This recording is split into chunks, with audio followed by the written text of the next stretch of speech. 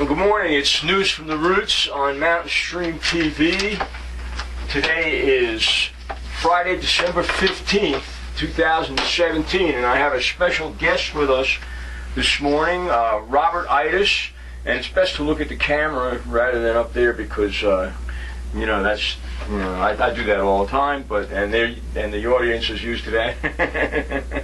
But Robert wears many hats. He is the president of the North Carolina Ginseng Association, and among many other things. And he's an expert in ginseng and golden seal and wild herbs. And today he's with us to talk about water. Yeah, very important issue. Yeah, water. So tell us what you're up to and tell us about water. Okay, well, coming out of Raleigh one weekend in 1970s, late 70s, I went to Paul Gallimore's Long Branch Environmental Center, yeah. And there was a guy named Bill Mollison, the head of permaculture. Okay. Had just come over from Australia and had his Permaculture Book 1 out. Permaculture Book 2 didn't even come out yet. And he was, this was his first U.S. visit at Long Branch. And I just happened to be there. I didn't understand that he was coming or what permaculture was or anything like that. And I took away from that meeting a understanding about water that I think is a little different than what we have right now for most people. And that is that when you're designing a permaculture system, water is one of the main elements, if not the element, that all other systems get designed around. So once you figure out your water, then you can place your housing and your farming and your gardens and your tree lots and all of that to be able to use all of the water that comes down or comes into the site and leaves very little to exit the site. So that instead of taking the water and moving it across the surface, you're trying to have the water permeate down into the subsection, because if the water keeps going over the surface and leaving the property, then downstream they're going to have better aquifer recharging than you are on your site. And you're the site that starts or could start that chain of water moving off of your site and down and eventually going into our streams and rivers and ending up in the oceans. That is a basic principle we don't live with. And if we did, we wouldn't have any street sewers at all in the country, because street sewers concept is water comes down, get it out of here, and get it to a plant, and then work with it, and then at that point let it exit. So the amount of rain that falls or the amount of water coming into the site from other sources that actually get to permeate through that soil is minimal if it isn't using these permaculture principles. But wouldn't rivers and creeks downstream dry up if everybody did that? No. It's a bit of a fallacy to think that our streams, rivers, are the same as they were in the past.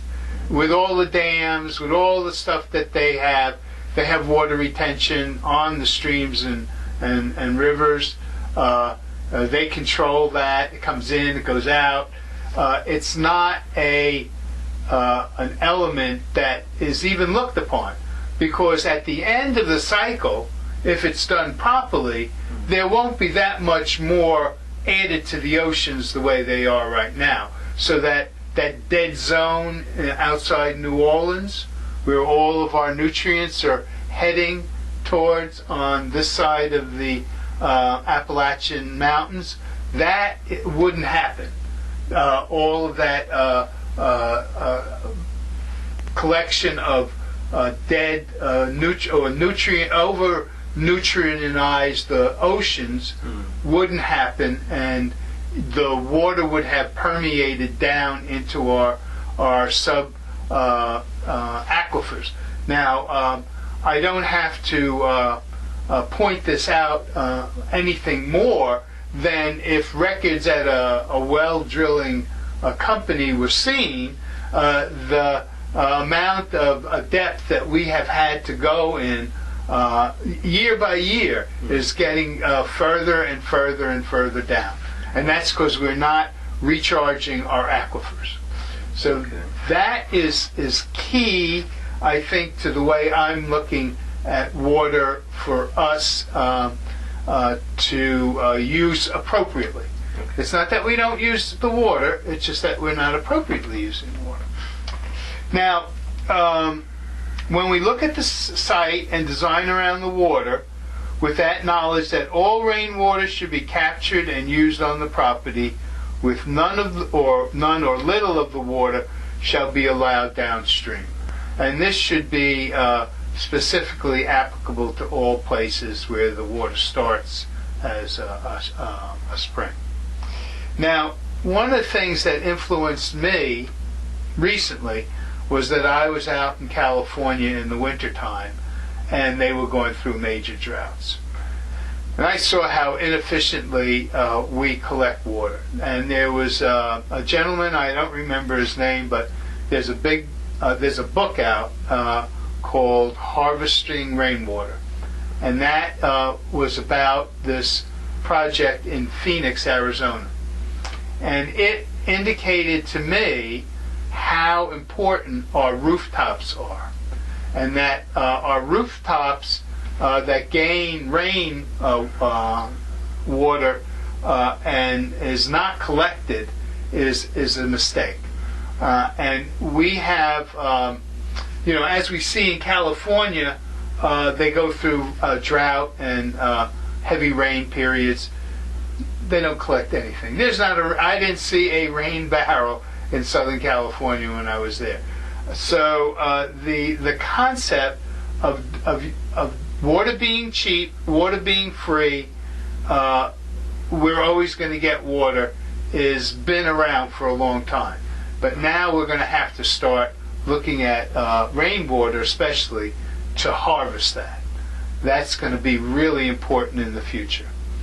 And then we have, and that rainwater can be used by humans, by animals, by plants, and by trees. So that's, if we don't collect it, then we have to bring it in or use other systems for those different sentient beings. Now, springs and wells, which are water coming up from the earth, and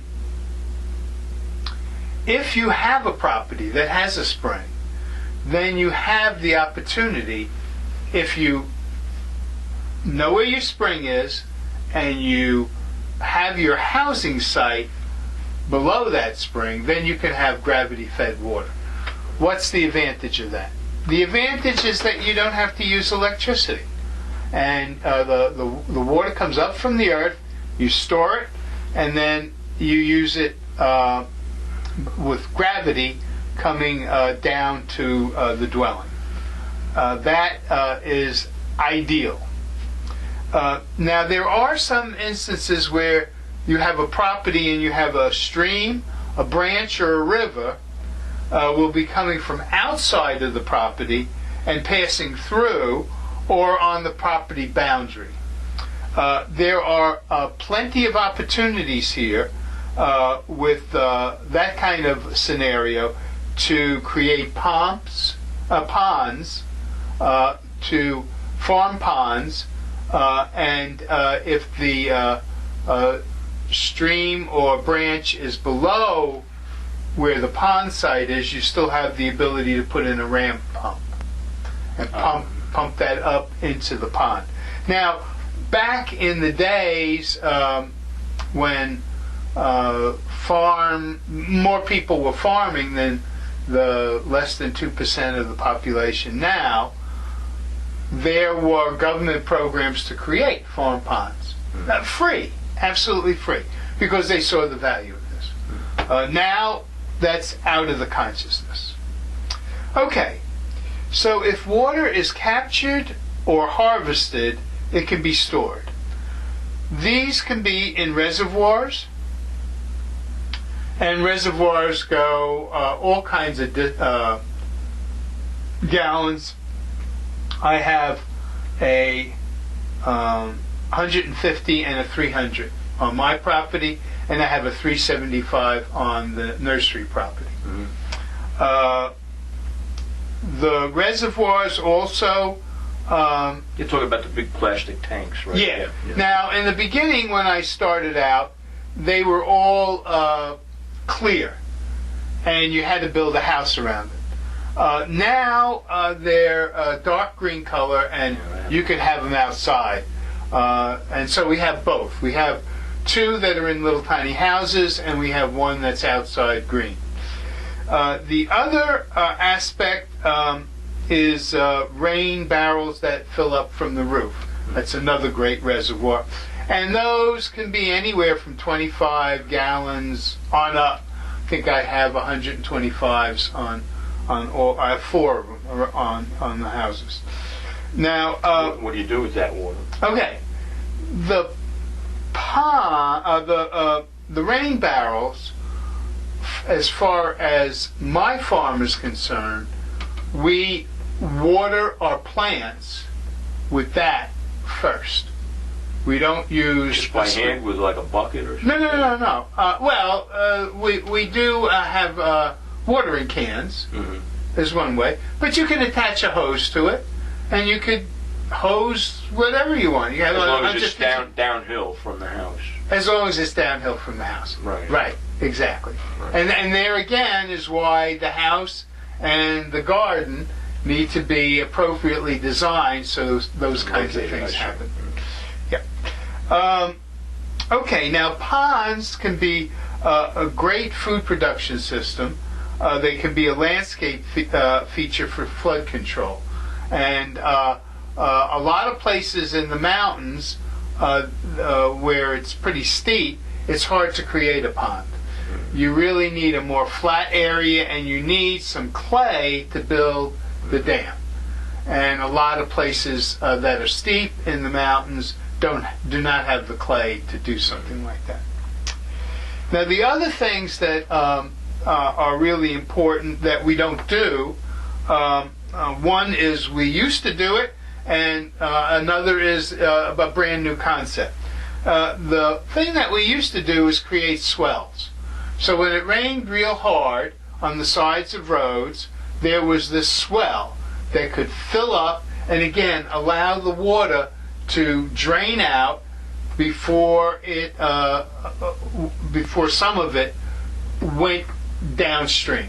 So when you say swell, you mean a ditch next to the road? Or? But it's wider than a ditch. Okay. Yeah. A ditch is just to use to move that water along. Yeah. But a swell is maybe as wide as this room or wider, and it then allows the water to start to go down. Yeah, some of these mountain roads, there's just no room for that swell because it's... And then you can think about French drains, which are those ditches that go into a drain that's a specific hole that you create in the ground, gravel it in, and then allow the water to come in and fill up the French drain and then percolate out back down into the subterranean area for recharging.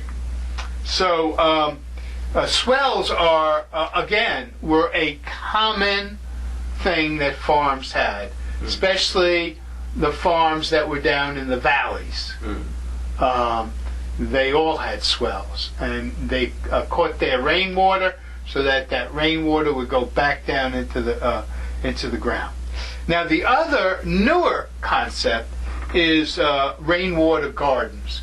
And a rainwater garden will take some of that water that you're using as gray water, which we'll talk about in a second, and take it and put it into the garden. So you're kind of using the water and then reusing the water for the plants. And the plants can deal with this very easily. You usually do biodegradable soap, and there's no problem. So we're talking about dishwater and just bathing, sink drain water. Yeah, especially bathing. Laundry water, bathing. Bathing, yeah. Just not from the toilet, basically. Oh, we'll get to that in a second. But that's different than gray water. Toilet water is not considered gray water. Right. Okay. So we have this new concept of rain gardens, which means that you're going to funnel that water by pipe, usually, to an area in the garden or on the property, and create, again, a large area, maybe twice the size of this room, to allow the water to come in when the heavy rains come and fill that up like a little pond. There'd be some plants that are wanting their feet to be wet and also can tolerate being dry.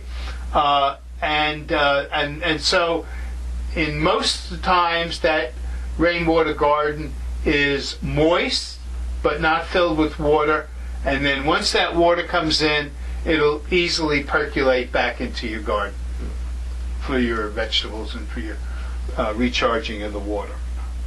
Okay, so one of the things that we're going to talk about is water used by humans. And this is where we get into that gray water area. So water used by humans is usually from a spring and a well. There are people who use rain barrels to then either boil that water for tea or use it in other ways for consumption. It can be done, but it takes a lot of maintenance.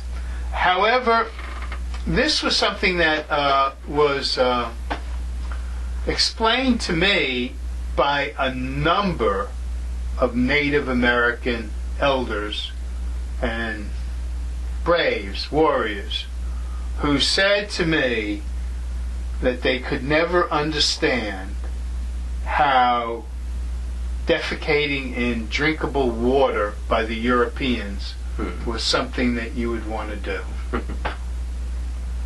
They couldn't get into it. In many ways, they still can't get into it. So we have two situations. Portable water being drunk by humans and animals should be filtered.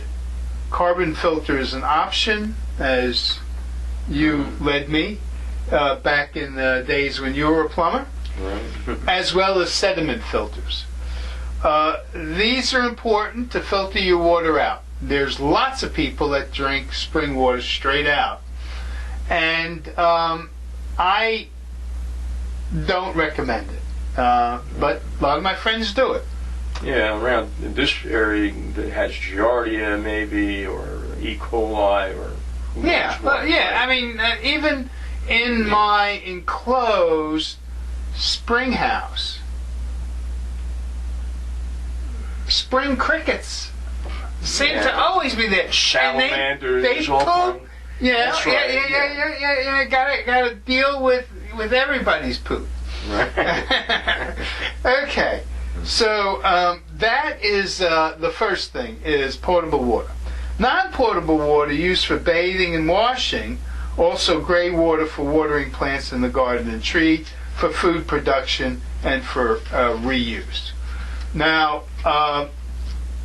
the logic of that, again, is the fact that we don't have, or we're not using our water as intelligently as we can, and as soon as you finish with one function, i.e. bathing or washing clothes or something like that, it goes into the same system most of the time today, and goes into sewage systems, and all of those systems are in my estimation, are really, really, really bad.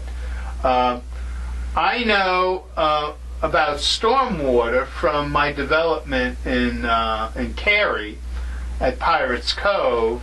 I fought for swells, and the whole townhouse development and the single-family development had swells in the streets.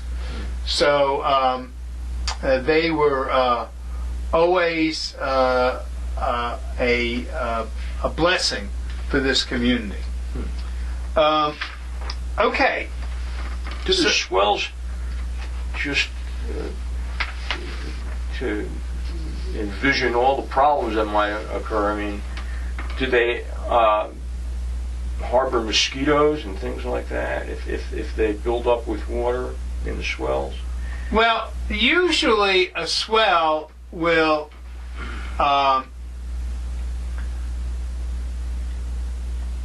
have the water dissipate through the ground or run off. So it's not standing water. It's never standing water. Okay. Same thing with the rain gardens. So the swells, like, are they made up of like Grass.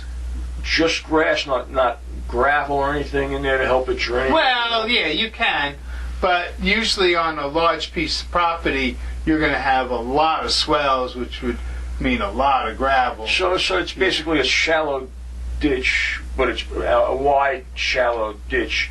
Right. I got Where it. the water comes. That doesn't always have to be on the side of the road. It could be any place on the property where the water is running, and you can. The best way to know about your property's water system is to go out there when it's raining and see where the water is running. It's running off, yeah. Yeah. Okay.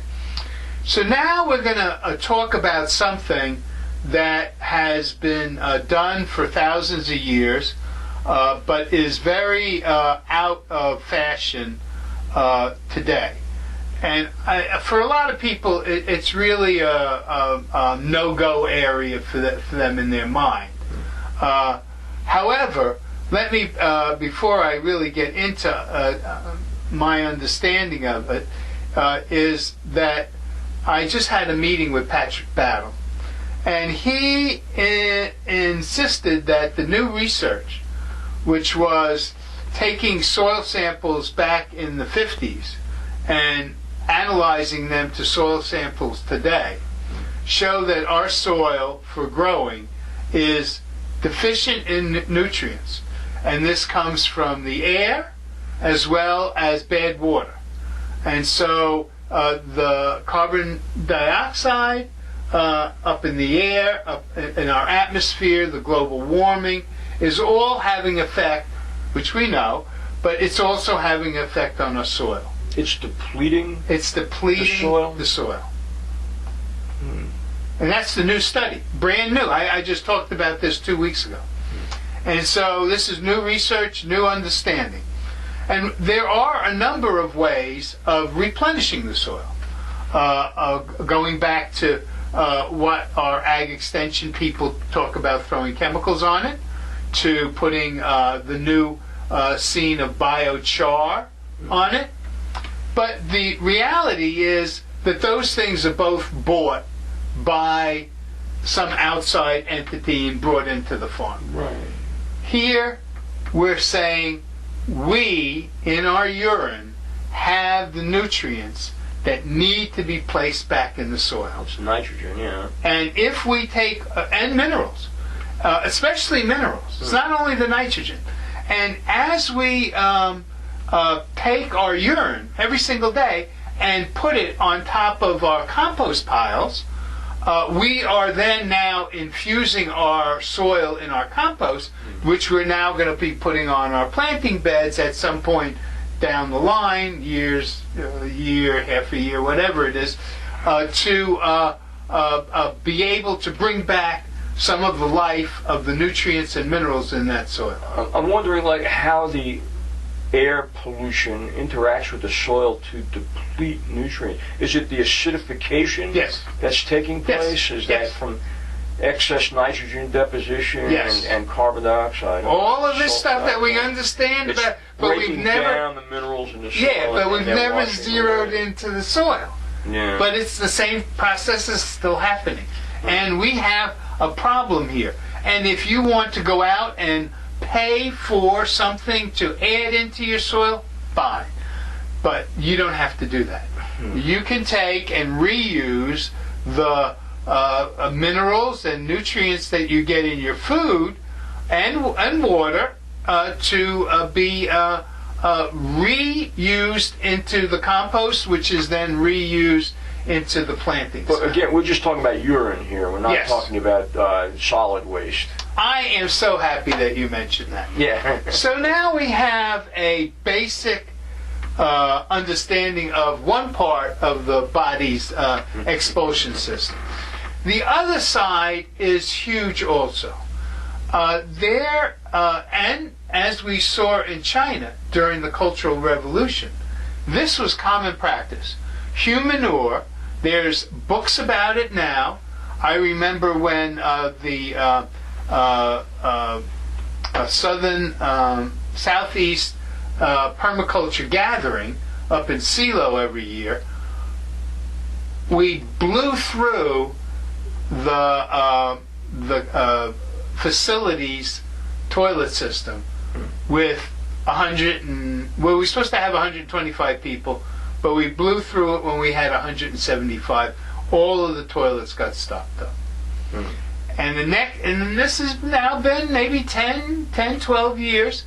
We went to Humanure, and Bill was a pusher of it, and he started the cruise with. They now have little tiny seats that they bring in.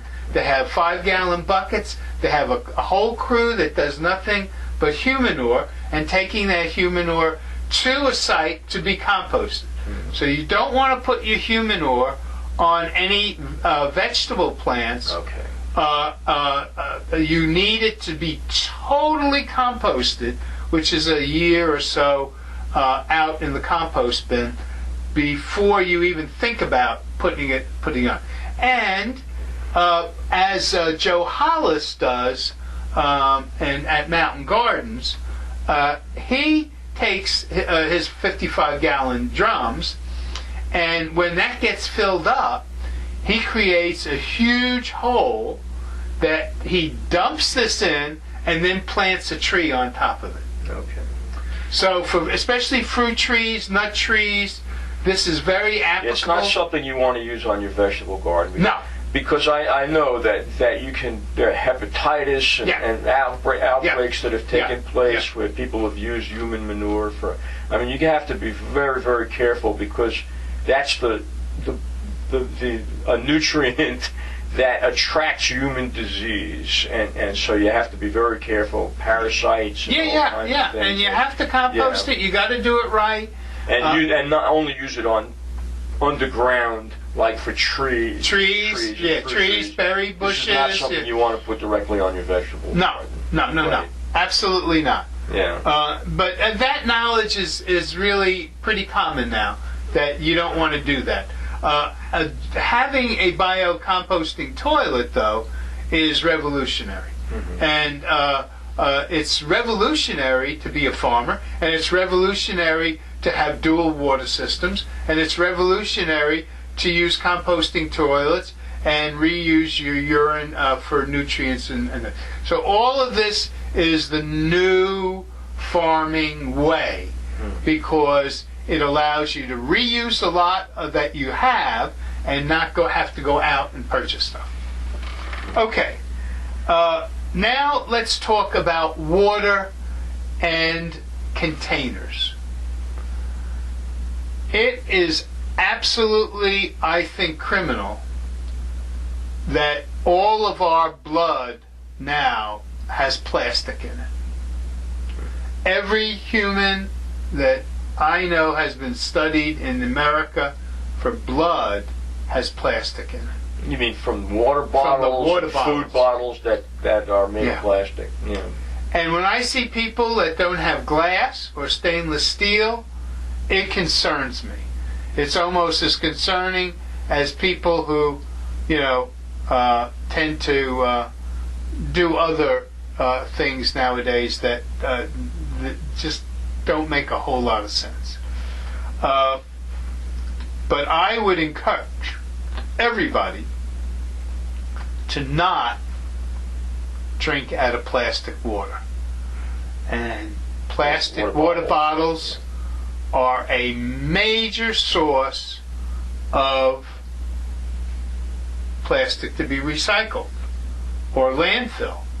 Now here's something that I also learned very recently to maybe give you a little oomph to go in this direction. China, January 1, is not going to recycle any of America's plastic. None. That's 60%, I believe, of all of our plastics go to China. And they're not going to accept them anymore. We need to ban plastic bottles for use in liquid containers that humans consume. That's pretty strong. Yeah, I mean, everything comes in plastic now. Food and non-food items alike. I mean, it's because it's lighter weight and doesn't break when you drop it, and all of these reasons, and it's cheap. Well, I'm not arguing against it. I'm just saying what a big transition that would be. Yeah, I mean, new industries would have to be developed or redeveloped, because we used to use glass for everything. Right. And, right, and that was a good thing when we did that. Now, it's not that there aren't things that can be put in plastic. Right. It's just that we should be consumed. Nothing we consume, or animal pets. I mean, if you want to put your laundry detergent into plastic, not a big deal. Right. Although that then ends up in the garden if you use that water to. But in the garden, the soil is capable of breaking down that plastic, along with the nematode. Not quickly. It all depends on how many you use. Well, most plastics are photodegradable and heat degradable. So I've done a lot of study on this. Yeah. So, but if they're below the surface of the ground where the sun does not hit them, they'll stay there for hundreds of years. I mean, except your son's work on mushrooms and how that can break down the toxicity of the soil. And you're eating the mushrooms, but yeah. Well, you don't have to eat them, but they can just work for us. I mean, we had when I had Plants and Friends on URTV, we had a news story about over in Tennessee where the ash pond broke and 300 acres went into the fields and lowlands there, toxic as hell. Yeah. And then so we were covering the story, and I wrote to the Environmental Protection Agency to mediate this with mushrooms, throwing straw down there and inoculating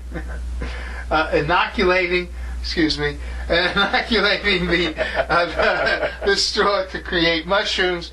That is, makes so much sense. It wasn't an option. Is there a particular variety of mushrooms that are used for this? Absolutely. Yeah. I mean, we're just starting to understand how this part of the, I'll call them plants for right now as a general plant term. kingdom or the mushroom kingdom. Can absolutely help us all the way down the line. And again, the research is minimal. Right. They're not giving dollars to do. But we know it works because there have been experiments. Their solution is scrape and burn, and then put it up into the air. So that's so crazy.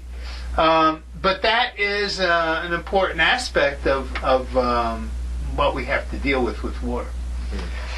Okay, we're coming down to pretty much the end of this talk on water, where the policy of water has become highly political. One example is out west, where the snow caps are protected for runoff to the valley farms. And you cannot, in some cases, legally put a rain barrel up in Colorado. Yeah, in Colorado they have a law against that. Yeah. And that's, again, just crazy. That's like a vestige from a century ago. Yeah, right? And because they're dealing with the snow cap, and it has really nothing to do with what's coming off of a guy's roof. Right. But they mix it all up together. When Ronald Reagan said in a press conference, if you want good water, you need to have a filter on your sink, or something to that effect. Ronald Reagan said that? Ronald Reagan said that. Okay. And so we have had, before that, a policy of providing good water for everybody coming out of the tap. And the Republicans felt that wasn't the best solution, that the best solution was to afford a filter on your system, and that way they could pollute the water as much as they wanted. I was going to say, that must have been when he was working for General Electric and they were selling water filters. It's all part of that private sector, profit-oriented concept versus the social good, which has almost gone by the wayside. Which is not to say that it's not a good idea to put a filter on your tap water for drinking. I think it is. Now, but again, back when our parents grew up, they didn't have that shit in their water. They had lead in their water, though. Yeah, they did have lead in their water. Yeah. So we have not dealt with water correctly for a long, long time. That's, I mean, it's interesting. I'm writing a book now. It's called The Truth About Plumbing. Okay. And in fact, I'm reading part from it tonight at City Lights Bookstore. There's an open mic night there, and everybody's invited to come and read their writings as well. But part of it is there's no complete solution to drinking perfect water. Yes, you can put filters on water, but whatever you're carrying the water in, whether it's copper pipe with soldered joints in it, or whether it's PVC pipe with its own problems, the container is always going to add some impure substance to the water. Right. And there's no solution to it. And even if you filter the water, you got to maintain that filter constantly, because what you're doing is concentrating the toxins in the filter, and if you don't change that filter, you're going to get more toxins. Right. So it's which is a good reminder for me to change my filter. That's right. Well, even I forget to do that too. That's the problem with mechanical devices. They do what they're supposed to do as long as we maintain them, but we're just imperfect people, and these systems break down, and you start from scratch again. But it's good to have the peer support to give you a little nudge to move in the right direction. And then once you have these cartridges that you've removed, then you've got some toxic waste in your hands. And what do you do with that? Well, it seems like landfill right now is one of the things. Yeah, maybe with mushrooms growing on it. Yeah. I mean, I've had a concept of whatever comes on the farm, I'm going to have to use somehow, and that is one concept that we have. Is we have a kind of an area where we can put all of this stuff, and putting some mushrooms around that would probably make a whole lot of sense now. Yeah. Okay. Now, another political action that took place was when the Clean Water Act was created back when they had fires on the rivers in Cincinnati, up in Ohio. Well, it was many towns different places, had that situation. Chicago also was not unknown to have the whole river light up. So we have, in some ways, come a longer way, but we are a lot more people now, and we pollute a lot more than we ever have. And so now we have to make some real hard choices and to bring about some of the aspects that we really need to push forward for health. Bottom line, health needs to come back, or maybe has never been as prevalent as I may have liked to think it was in the past, to America.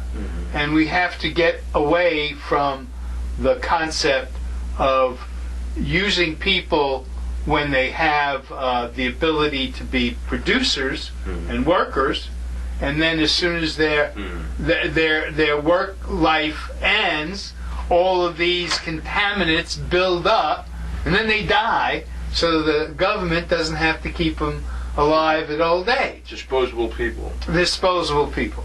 And we have to get away from that. And we have to have our people understand that we have to get away from that. And even if that's not intentional, if you create a disposable economy, a disposable environment, then a byproduct of that is going to be disposable people, because we're part of the environment. I mean, that's all there is to it. Yeah. Yeah. Okay. So we've covered a lot of territory. Yeah. Well, if you're finished talking about water, let's talk a little bit about some of the other stuff you're doing. I know you just did a ginseng marketplace in Madison County. Tell us a little bit about that. Well, the marketplace is now held in November, 2 years in a row. And it is to highlight ginseng issues that are prevalent. The biggest one right now is having harvesters unlicensed, and the problems that causes. In the wild, you mean? Yeah, wildcraft. All harvesters should be licensed, so when they come to a ginseng dealer like myself, they have proof that not only are they traceable and professional, but they are also been educated by the state and not educated after the fact that they've already harvested it and did it wrong. So there's a lot of good. All of the law enforcement, state, local, national, all are in agreement that harvesters need to be licensed. And in North Carolina, it's a crime to fish without a license. It's a crime to sell metal without a license. But you can harvest all the ginseng from your neighbor's land that you can gather, and you don't need a license. As long as you don't get caught and get shot. I guess. Well, for some of these people, that's part of the thrill. But it's not professional, and this is one of the things that the North Carolina Ginseng Association is moving to become more professional and to grow wild simulated ginseng that's organic. What about in the national forests and and state parks and places like that where it grows. Is it legal to harvest ginseng in those places? There is a lottery in Nantahala that is every year lowered and lowered and lowered. So they have, I think, something like 300 people that apply for a license to harvest in there. And they have specifics that they have to do. They have maximums that they can harvest. But how's that enforced? it's really not very well. But out of the 300 people that apply, or whatever that number is, percentage-wise, there's like 18 licenses given out. I see. So, and that's been going down and down and down and down. Now, I just gave you some numbers that are not verified. We would need to go to somebody like Gary Kaufman to find out exactly what those. Who's Gary Kaufman? He is the kind of ginseng man with the Forest Service, and he has done the analysis to make the recommendation to do the lottery so that they can pick some people and but the reality in Arkansas is that they banned any forest harvesting in the 90s. Maine and Michigan, on the edge of the range, has no harvesting at all in the whole state. Really, it's illegal. Yeah. It's a protected plant. Yeah. So you have to grow it, and then if you cultivate it. Now, you'd have to cultivate it, is what you're saying, in order to harvest it. In the ginseng field, the term cultivation means spraying it with a fungicide. Ginseng has 5 different funguses. Some are soil-borne, some are airborne. And when you spray it into this root crop, it's going to leach into the root. So fungicidal residues are not recognized, they're not acknowledged by the feds or by the states. And the ag extension people still tell farmers to spray their crops with fungicides to protect them.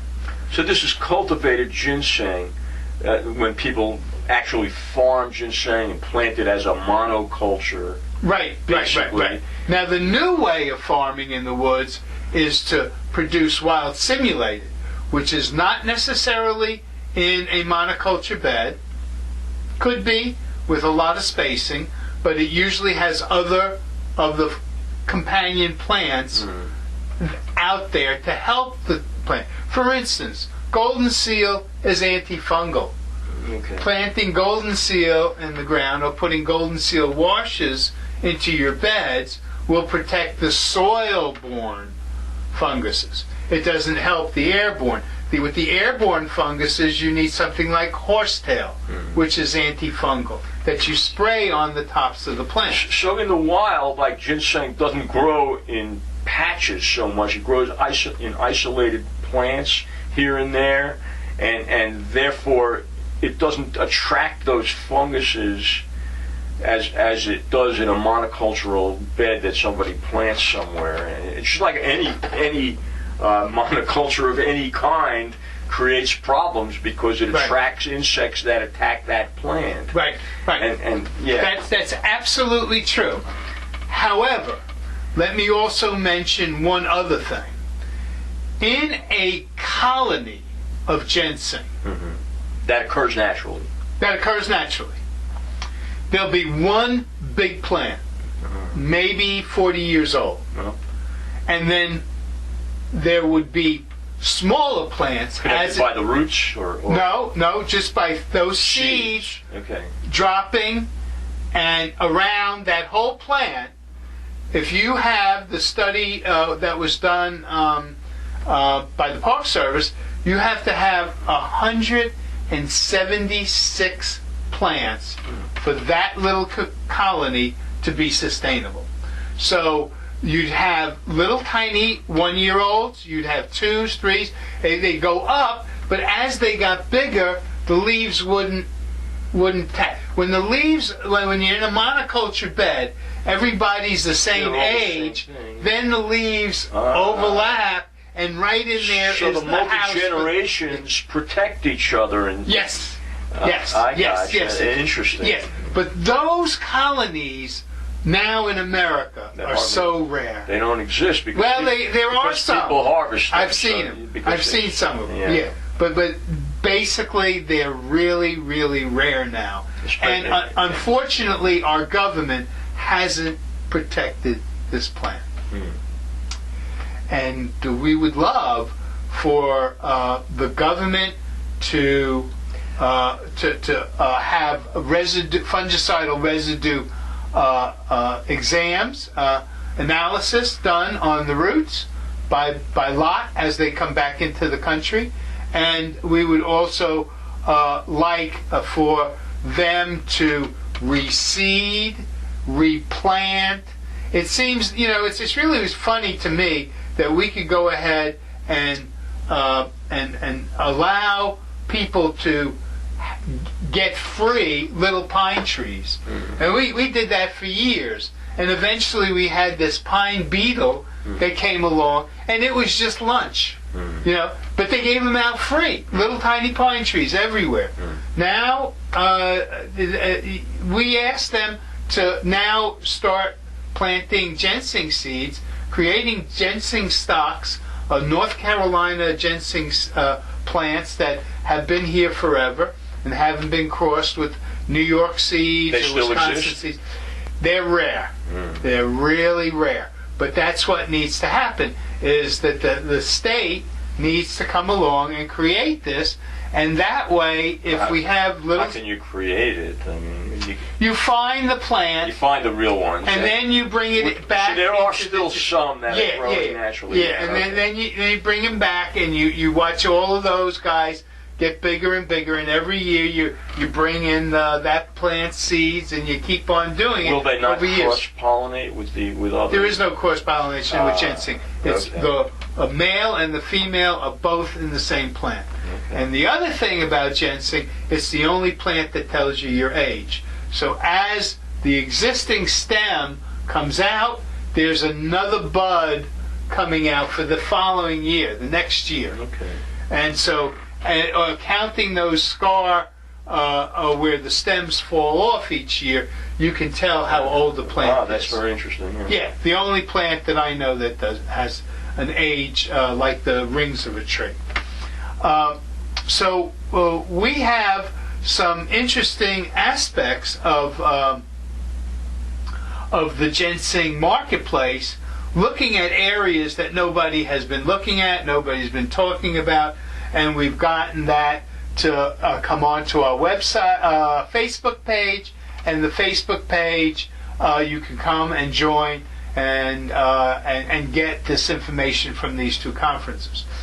I have also believed that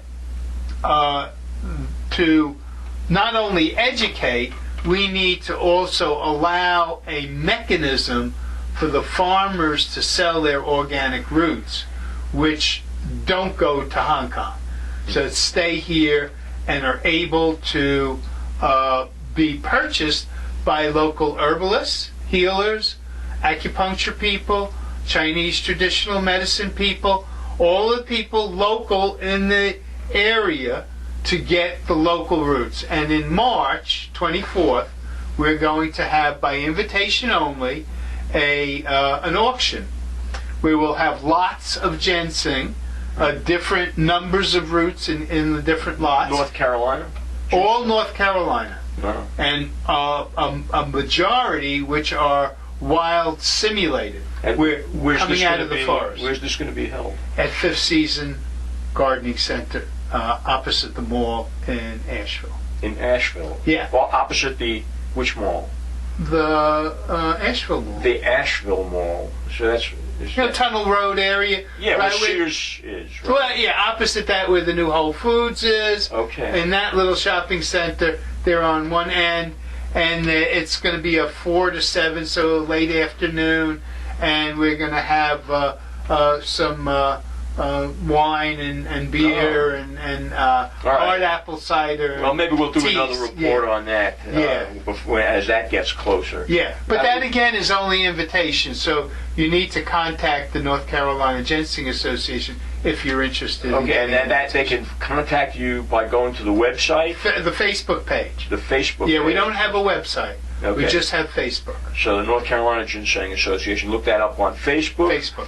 And before, we still have a few minutes here, I want to touch on, we've been showing our audience the report you did a couple of years ago on CBDs. Yes. So is there anything to update us about that? There's a lot happening here. A lot more than we have in just a couple of minutes. And just, well, okay. The biggest item that is prevalent right now is the fact that the industry is not being tested. So that each product, CBD and hemp, needs to have a lab test on each bottle in North Carolina if it's sold, and it's not. And if you don't have that lab test, then you don't know what the THC is versus the CBD.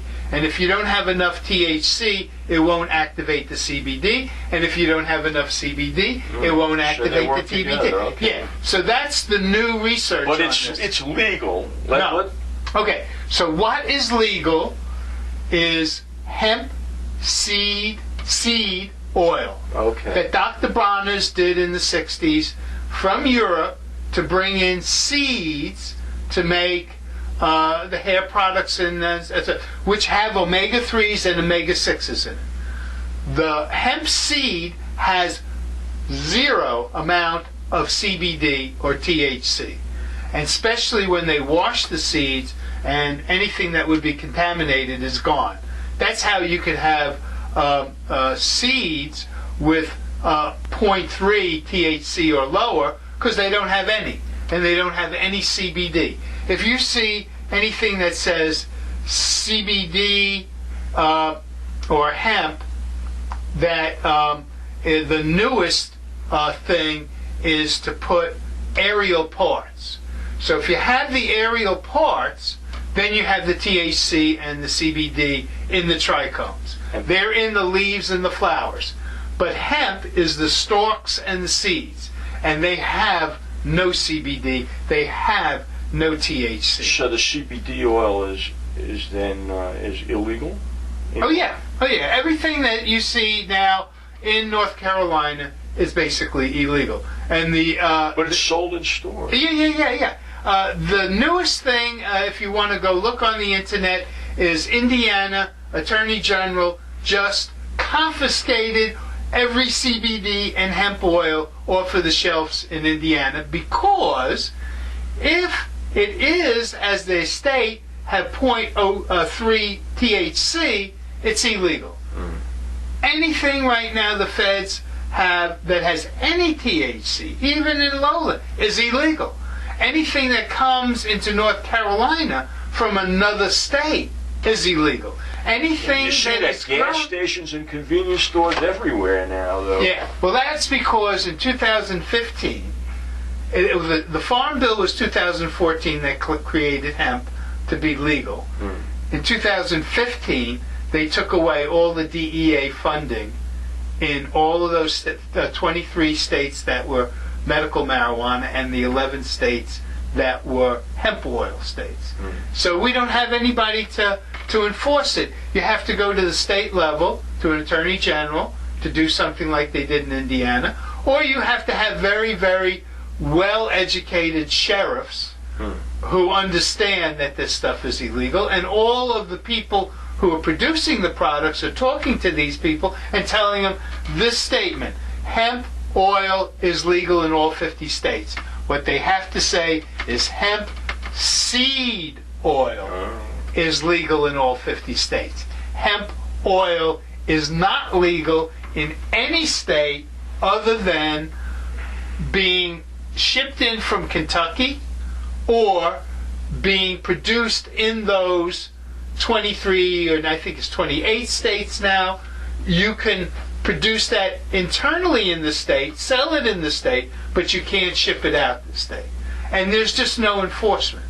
And what's happening is people are buying product that may have some THC, and it could even have a lot of CBD, but if it's not activated by enough THC, it's wasted. But you are paying for that. So if you're paying $100 plus for a little tiny bottle of something, I'm sorry. You're probably not getting what you think you're getting. Exactly. And the only way that you'll know that is by having that lab test, which is a part of the law in North Carolina. For the hemp oil, you have to have, every bottle has to have the lab test on it. Wow.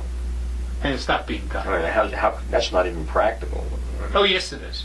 To test every bottle? Well, you're testing each batch. Oh. So you create a batch, send that sample to the lab sends you back a thing, and that is every one of those bottles have that. You're right. It's not every bottle being tested. Right. It's the batch, and then when you put that into production, every one of the production items have that lab test on it. And when you go to California, that's what you see. Yeah. Every one of the medical marijuana products that you have in a dispensary has a label on it with a lab test. Now, when I was out there 4 or 5 years ago, the edibles didn't fall into that category, but now they do. Right. Okay, well, Robert, thank you for joining us this morning. It's been very educational and informative. And thank you for watching Mountain Stream TV and News from the Roots. You can, we ask you to consider contributing and supporting Mountain Stream TV by sending a donation or considering sending a donation to the Canary Coalition. You can do that online at canarycoalition.org, the PayPal button on the upper left-hand corner of the page, or you can go to mountainstream.tv and make a donation online there. It has to be made to the Canary Coalition. We're the parent organization of Mountain Stream TV. Or you can write and send a check or money order to Post Office Box 653 in Silva, North Carolina 28779. Thank you again for tuning in, and I'll see you on Monday for News from the Roots. Bye, y'all. Come and visit.